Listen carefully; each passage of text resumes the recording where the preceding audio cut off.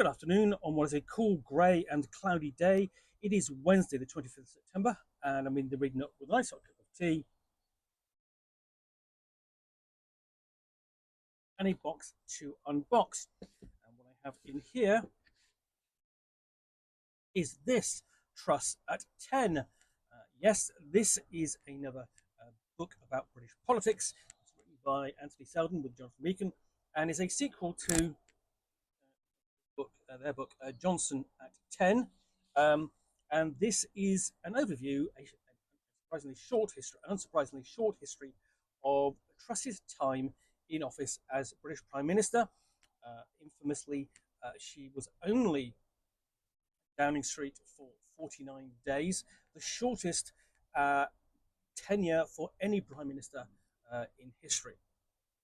So the reason I have a copy of this book is not entirely my fault. I was away at a convention for a day, and as my partner said to me as I left, she tried out bring us back a toy, and more often than not, you don't often get a chance to sort of go looking for sort of toys or anything small that you can bring back as a gift. I mean, I can pick up any number of role-playing games or books for myself, but not for my partner. So she did instead express an interest in reading this book after hearing about it, talking about it on podcasts she listens to. So I picked up a copy of it for her, and when I presented it to her, I said, "Here you are. I know that you wanted some disaster porn, because essentially, whether you like it or not, this is what Truss's time in office amounted to, or indeed, okay, or at least that's the considered opinion. She herself would not see it that way. The inside story. Liz Truss's catastrophic premiership was the shortest and most shambolic in British history. In the space of just 49 days, she witnessed the death of the longest reigning monarch, attempted to remould the economy, triggered a collapse in the value of sterling, and faced a series of embarrassing U-turns that ultimately led to her resignation. Why did a Prime Minister with such a significant parliamentary majority, a credible track record of ministerial experience, and a strong sense of her own mind fall so rapidly? Based on exclusive interviews with key aides, allies and insiders, and extensive documents, this gripping behind-the-scenes work of contemporary history by the Sunday Times best-selling author Anthony Seldon provides the definitive account of Truss's time in office and reveals the critical steps that led to her demise. So this is, all right, this is relatively short time between her time in office and when this book is published, but we have an assessment already, and it's this book. So we have, we'll start off essentially with the bibliographies of the two authors. And it just actually does not carry the subtitle, How Not to Be a Prime Minister.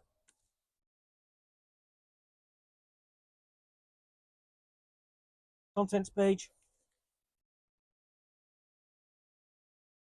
A list of the dramatis personae. And here we actually got sort of like a photograph of Liz Truss, or to give her a proper name, Mary, and her predecessor, also another particularly successful Prime Minister, Boris Johnson, and that would have been taken at Armistice Day. Event. Got quite an extensive of persons involved into the preface.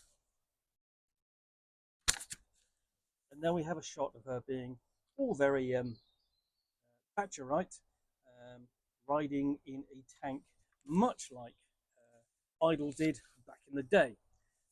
Introduction and her campaign to be Prime Minister, because ultimately she was voted into office not by the electorate, but by members of the Tory party, meaning that essentially she was elected by a minority, a really tiny minority of the British electorate. So this almost essentially is a step-by-step process, 10 steps to power, and how to hold on to it, and then how not to hold on to it. So we start off with secure the power base, and this is given sort of like a date range. So when she was, undertaking that task. Forward to step 2. Have a clear and realistic plan for government. And this is broader, so it's not dated.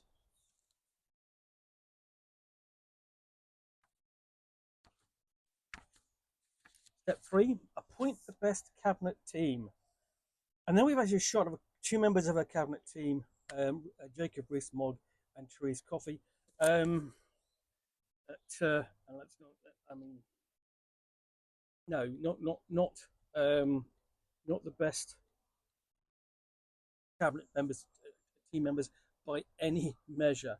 Come on, the big events. Unfortunately, her tenure was marked by the death of Queen Elizabeth II, and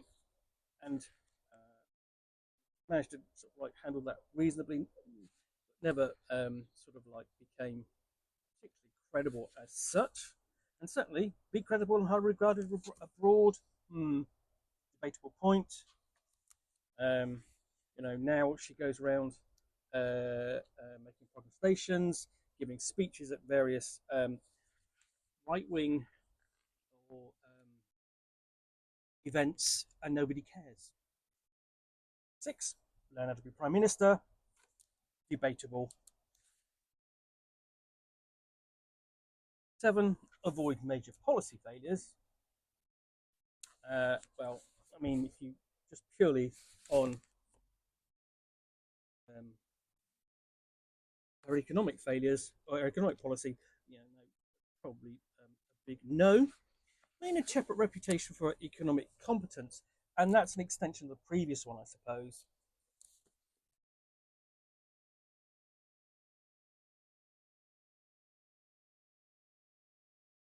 Avoid U-turns. Well, again, an extension upon that economic policy, because that ultimately became a U-turn. And of course, retain the confidence of the party, which will lose. And every time, I mean, similarly,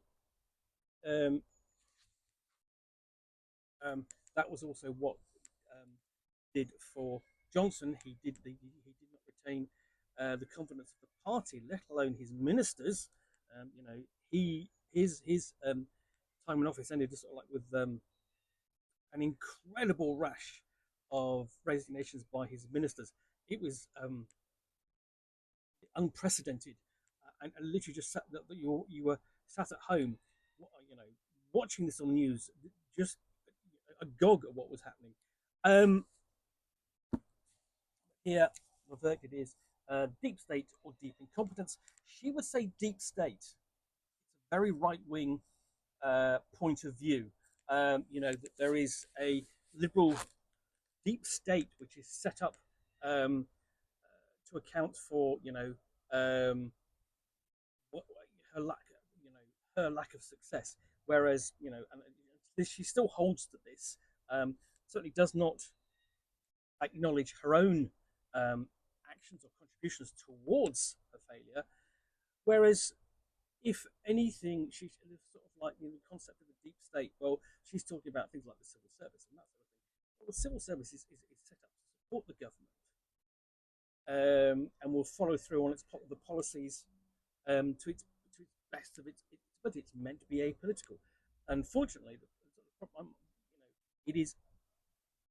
it being apolitical is basically in some cases, certainly on the extremes, to see it as being not political enough, not being in step with whatever government wants. And that's the case, unfortunately. Also noted, we have a photograph of her successor, Rishi Sunak, notable for being the first non-white Prime Minister of the United Kingdom. It'll be interesting to read, Rishi Sunak at 10, because his time in government was longer, but really not particularly successful. Didn't achieve anything of note, except lose the election. And Again, like Truss, was the Prime Minister who was elected by a minority. In this case, the MPs. Nobody else elected, nobody had a say over him until he actually lost the election. So here we go. That'll end the acknowledgements. Notes.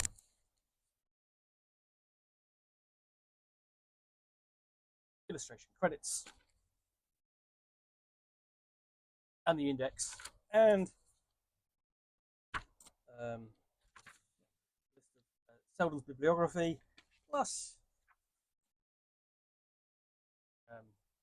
back cover blurb, as it were.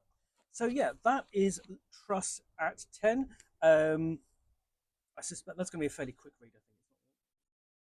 I think it ultimately is going to be more interesting than her time in office.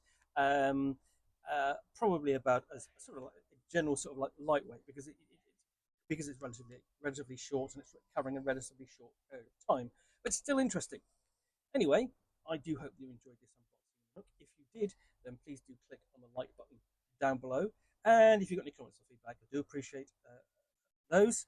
Take the time to post them. And of course, if you want to be alerted to get more unboxings of the Nook, where you'll see me out here with a box containing a book or game or role-playing game, in this case, a book about a Prime Minister's time in office, which I will unbox and chat about to the best extent of my knowledge for roughly 10 minutes or so, all of course accompanied by a nice cup of tea. Then please do click on the subscribe button down below. Thanks again for watching another unboxing of the Nook. I will be back again soon with another one. Bye for now.